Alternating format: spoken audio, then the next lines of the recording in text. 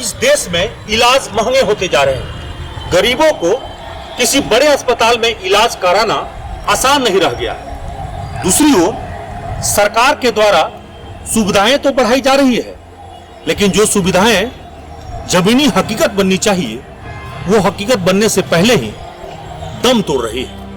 हम पहुंचे हैं कोयलांचल धनबाद के सबसे बड़े अस्पताल Shaheed Nirmal Mahato medical college and hospital के उसी कैंपस में, जहां पर सुपर स्पेशलिटी अस्पताल 187 करोड़ की लागत से खड़ी की गई है। आप इमारत को देख लीजिए, ये इमारत अभी निर्माणाधीन है और 2016 से इसकी निर्माण चल रही है। कहा तो यह है कि 1 साल पहले ही इसकी सभी निर्माण कार्य पूरे हो चुके हैं। तकरीबन ये 25 एकड़ में फैली हुई है। ये पूरा अस्पताल का जो कैंपस है आप देख लीजिए, ये 25 एकड़ में फैली हुई है। और ठीक पीएमसीएच माफ करेंगे Shaheed Nirmal Mahato medical college and hospital यानी SNMMCH अस्पताल के ठीक बगल वाला जो कैंपस है, उसी कैंपस में ये स्थित है। अब इस अस्पताल की हालत क्या है हम आपको चलिए दिखाते हैं तस्वीरों के जरिए। आप अस्पताल की तस्वीर एक बार देख लीजिए, तब आपको समझ में आएगा कि अस्पताल किस उद्देश्य से बना था और आज इसकी हालत क्या है। ये 2016 में इस अस्पताल का निर्माण कार्य शुरू हुआ और टिल 7 साल पूरा होने के बाद भी हैंडओवर SNMMCH को नहीं की गई। अब सोच रहे होंगे कि फिर करोड़ों की मशीन लग गई, सारा तमाम संसाधन यहां पे आ गए, फिर अस्पताल चालू क्यों नहीं हुआ? तो उसका कारण बड़ा ही खास है। इस अस्पताल को चाहिए सुपर स्पेशलिस्ट डॉक्टर, यानी MBBS MD से काम नहीं चलेगा। इसमें जो है आपको डॉक्टर ऑफ मेडिसिन और डॉक्टर ऑफ फिजिशियन जो है ना वो चलेगा, मतलब हाई लेवल का। और वो डॉक्टर्स यहां अवेलेबल है ही नहीं। 92 डॉक्टरों का यहां पे पोस्टिंग होनी है, लेकिन जब सरकार ने निकाला डॉक्टरों के बहाली के लिए तो कोई एक भी डॉक्टर आया ही नहीं। अब या तो पैसा कम लगा होगा या सुविधा कम लगा होगा। एक तो यहां एयरपोर्ट है नहीं, तो एयरपोर्ट नहीं है तो फिर स्वाभाविक है कि बड़े डॉक्टर मुंबई दिल्ली से क्यों आएंगे, कोलकाता से भी नहीं आएंगे। तो उस लेवल के डॉक्टर, मतलब जो एम्स में डॉक्टर होते हैं उसी लेवल के डॉक्टर यहां चाहिए, क्योंकि सुविधाएं भी एम्स लेवल के दिया जाना है। सुपर स्पेशलिस्ट की बात हो रही है तो स्वाभाविक रूप से उसी तरह की सुविधा यहां होनी थी और इसी लेवल से यहां बनाया गया। और आप सोचिए कि इसमें 80% जो खर्चा है वो केंद्र सरकार कर रही है, यानी 167 करोड़ रुपया की जो राशि है वो केंद्र दे रही है और बाकी जो शेष राशि है वो राज्य सरकार के अंशदान से, यानी 20% राज्य सरकार के अंशदान से। लेकिन इसकी देखरेख, चिकित्सा का सेवा सुविधा करना, ये सारा तमाम सुविधा ये राज्य सरकार करनी है। तो 92 डॉक्टरों की पोस्टिंग में एक डॉक्टर भी राज्य सरकार को नहीं मिल रहा है। मजेदार बात यह है कि धनबाद का प्रभारी मंत्री इस वक्त में झारखंड सरकार के स्वास्थ्य मंत्री हैं बन्ना गुप्ता जी, और बन्ना गुप्ता कई बार धनबाद आए। उससे न्यूज ANP ने भी सवाल किया कि आपके यहां इतनी करोड़ों की अस्पताल खड़ी है, सुपर स्पेशलिटी हॉस्पिटल, उसको लेकर क्या कर रहे हैं? आश्वासन दिया कि हम जल्द ही डॉक्टरों की बहाली करेंगे। हुआ कुछ नहीं, महीनों बीत गए और अभी तक यह अस्पताल चालू ही नहीं हुआ। और इस अस्पताल के चालू होने के लेकर निकट भविष्य में अभी आसार भी नहीं दिख रहे कि कब चालू होंगे, कब ये मशीन काम आएंगे। अब मजेदार बात यह है कि 3 साल पहले जो मशीन यहाँ पे लगे हैं वो मशीन धीरे धीरे अब जंग लग रहे हैं, मतलब मशीन अब उपयोग के लायक नहीं रह गए हैं। या यूं कहें कि अगर कुछ दिन इसी प्रकार से रह गया तो ये जो है इसका उपयोग हो ही नहीं पाएगा, मतलब मशीन वो पूरी तरह से खराब हो जाएंगे। ये किसके द्वारा काम कराया जा रहा है? HRD builders. HR builders. कहाँ की बिल्डर्स? दिल्ली कंपनी है। अच्छा, तो आप लोग का काम कब तक पूरा करना था? क्या काम कंप्लीट हो गया हम लोग? अच्छा, काम कब कंप्लीट हुआ ये आपका लॉकडाउन के बाद से ही कंप्लीट हो गया था, 2020 में ही। अच्छा, 2020 में कंप्लीट हो गया था? 2021 में कंप्लीट हो गया। अच्छा, तो 2021 में कंप्लीट हो गया, तो 2 साल वो भी निकल गया, तो 7 साल होने जा रहा है। वो PMC जो है ना जी, ये अब SNMCH बोलिए। हाँ, वहाँ पे आपको पदाधिकारी से बात करना होगा, बाकी हम लोग कंप्लीट। तो हैंडओवर वो नहीं ले रहे हैं, आप दे नहीं रहे? हम लोग का कंप्लीट है, वो नहीं ले रहे हैं। अच्छा, वो नहीं ले रहे हैं। वो क्या कर रहे हैं? अब वो लोग क्या करते हैं, उन लोगों के पास चिकित्सक नहीं है, इस तरह की कुछ बात है बस। अच्छा, मशीन उससे इंस्टॉल हो गई? हाँ, मशीन इंस्टॉल है। क्या क्या मशीन इसमें इंस्टॉल हुआ है? कैथलेट का है, ओटी का है, उसके बाद MRI है, बस ये सब है। टोटल मशीन लग गया। तो अब खबर मिला कि कुछ मशीनें यहाँ से शिफ्ट भी हो रही जा रही है। नहीं, ऐसा कुछ नहीं है। अब वो तो वहाँ से ही बता सकते हैं, PMC से। लेकिन खबर मिला कि जबलपुर और कल्याण में कुछ मशीनें यहाँ से शिफ्ट होने की योजना है। नहीं, ऐसा वो तो वही लोग बता सकते हैं, यहाँ से कुछ ऐसा मशीन गया नहीं है। अच्छा, आप यहाँ मैंने बिल्डर की ओर से देख रहे करते हैं, क्या सुनना होगा? मुकेश कुमार गुप्ता, क्या पद है आपका? स्टोर इंचार्ज है। अच्छा, स्टोर इंचार्ज। देखिए, मुकेश जी हैं, बड़े अच्छे हैं। इन्होंने बताया मुझे कि यहाँ पे वो स्टोर देखते हैं, मतलब यहाँ अंदर में जो संसाधन है, तो उन्होंने बताया कि इसके अंदर का जो स्टोर है वो देखते हैं। इसमें बताया जा रहा है कि जो बड़े अस्पतालों में आप इलाज के लिए जाते हैं, 8 OT बनाए गए, ऑपरेशन थिएटर, और साथ ही साथ बताया जा रहा है कि कीमो से लेकर तमाम जो जांच कराने के लिए आप बाहर बड़े बड़े अस्पतालों में जाते हैं, वो सब सुविधा यहाँ पे उपलब्ध है। यानी कैंसर मरीज तक के इलाज की सुविधा यहाँ पे उपलब्ध हो सकती थी यदि इस अस्पताल को चालू किया जाता था।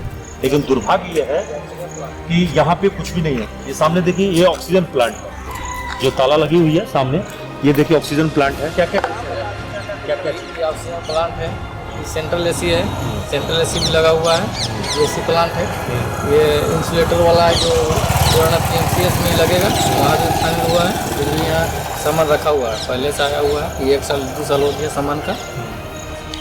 तो ये सब है टोटल रेगुलेबल है, खाली काम नहीं हुआ है। काम हुआ, फर्नीचर सब तैयार है, खाली यहाँ से शिफ्टिंग होगा, वहाँ फिर लगेगा।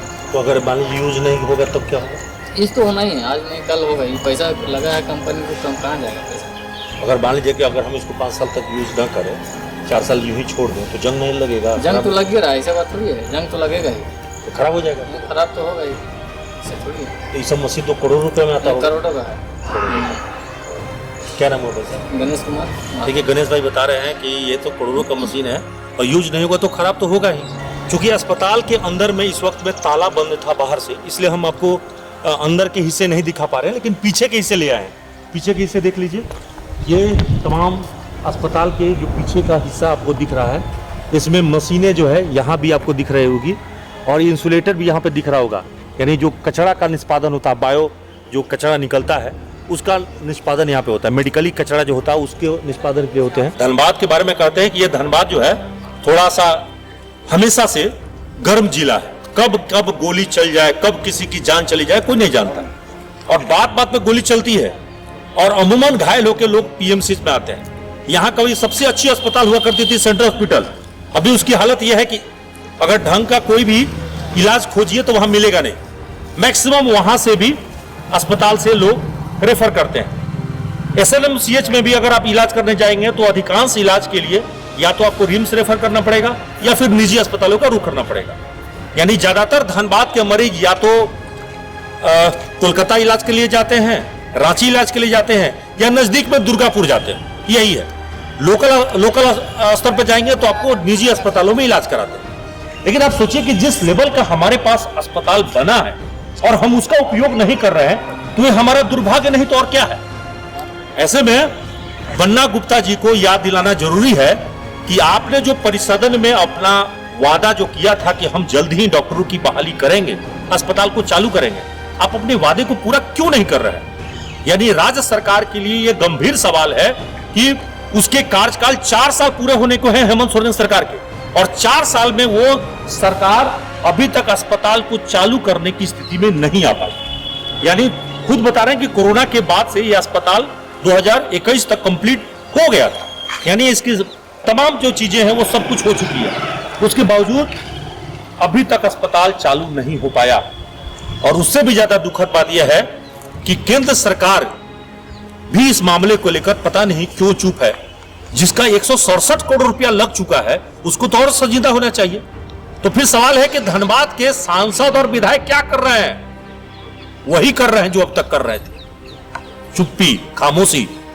अगर ऐसा नहीं होता तो सांसद लोकसभा में चिल्ला रहे होते, इस मुद्दे को उठा रहे होते, और अगर ऐसा नहीं होता तो धनबाद विधायक भी अब तक सिर्फ फोटो नहीं खिंचवाते, अखबारों में बयान नहीं देते, इसके लेकर धरना प्रदर्शन शुरू हो गया होता। क्योंकि ये 187 करोड़ रुपया अगर पानी में बह रहा है, मशीनें जंग खा रही है, तो इसका सिर्फ और सिर्फ अगर कारण है तो यहां की खामोशी, चुप्पी। जो जनप्रतिनिधि अभी तक खामोश है, समय उनका भी इतिहास लिखे। इसलिए 2024 का चुनाव में अब ज्यादा देरी नहीं है, जनता को जागना होगा। अगर 187 करोड़ रुपए का अस्पताल अगर यूं ही बर्बाद हो रहा है, मशीनें जंग खा रही है, कहा तो यह जा रहा है कि अब मशीनों को दूसरे एम्स हॉस्पिटल में शिफ्ट करने की तैयारी है। और इस मुद्दे पर जब हमने अस्पताल के जो नए अधीक्षक हैं अनिल कुमार, उनसे हमने बात किया, डॉक्टर अनिल कुमार जी से, तो उन्होंने कहा कि ऐसा तो सब कोई कह रहा है कि यहां से मशीनें नहीं शिफ्ट होना चाहिए, लेकिन उनका तर्क है कि अगर मशीनें शिफ्ट नहीं हुई तो वो मशीनों का जो अभी तक वारंटी पीरियड था वो खत्म हो जाएगा, क्योंकि 3 साल की ही वारंटी है। मशीनें ऐसे ही जंग खा रही है, तो जब यूज ही नहीं करेंगे तो मशीनें ऐसे भी बर्बाद होगी और दूसरे जगह जाएगा तो वो यूज हो जाएगा। 187 करोड़ का एक सुपर स्पेशलिटी हॉस्पिटल बना हुआ जी, लेकिन डॉक्टर के अभाव में वो चालू नहीं हो पाया।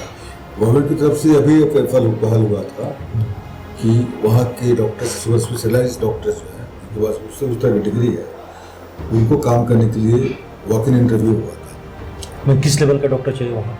हम लोग स्पेशलिस्ट हैं, हमसे ऊपर का जो होगा वो super specialist hospital, DMC, MCH, DM, इस तरह का डॉक्टर चाहिए।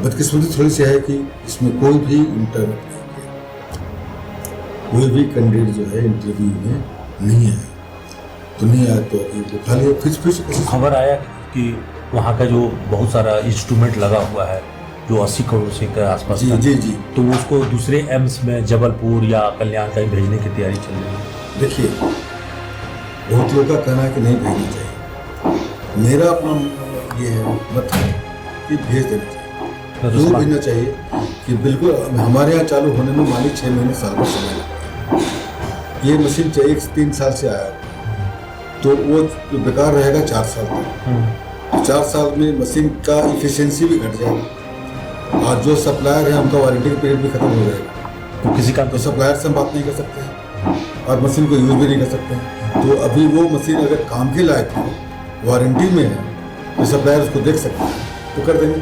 हमको फिर जरूरत होगा फिर हम मांग लेंगे। तो ऐसी स्थिति में तो हमारा अनयूज ही बेकार है। हाँ, न्यूज ही बेकार है। फिर मेरा अगर चालू हो जाएगा फिर सरकार को रिक्वेस्ट करेंगे कि हमको नया दिया जाए, नया मशीन भी रहेगा वारंटी के साथ। तो उस अस्पताल के लिए जो खर्च वहन है केंद्र सरकार राज्य दोनों ने मिलकर किया, उसका एग्जैक्ट हमको पता नहीं, अच्छा, उसका एग्जैक्ट पता नहीं।